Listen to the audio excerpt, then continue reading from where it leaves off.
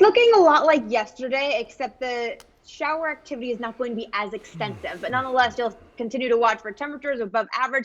The humidity in place, typically we're usually around 87 degrees. Yesterday, 96. And guess what, folks? We will be in the 90s again today, although I do think we'll be into the lower 90s instead of the upper 90s. Right now, dealing with a little bit of fog out toward Parkton. You can see visibility there dropped by about half a mile. We do think we could see more fog once we get closer to the 7, 8 a.m. hour.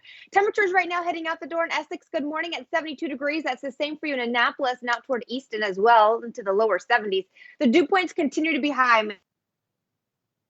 And unbearable. Ladies, there's not even a point to do your hair because once you step on outside, it just completely falls. We do have a lot of moisture in place in part due to a storm system found further to our south. You can see out over toward Alabama and Georgia into the Carolinas. That's where they're anticipating a ton of rainfall. Meanwhile, for us here, we can see maybe about a few hundredths to 1 inch of rain as that storm system gets a little bit closer on Wednesday. We'll be squeezed in between an area of high pressure. So Wednesday's the day that will be the driest. It's only a 20% chance of showers. So that's your day, maybe if you can, after work to head out to the pool.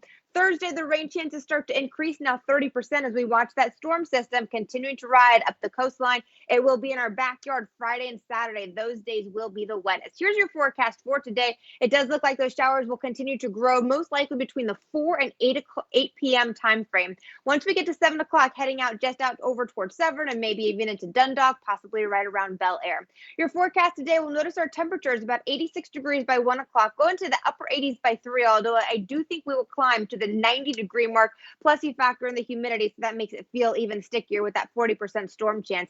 Look at Wednesday. That is like the one great spot on the 7-day forecast.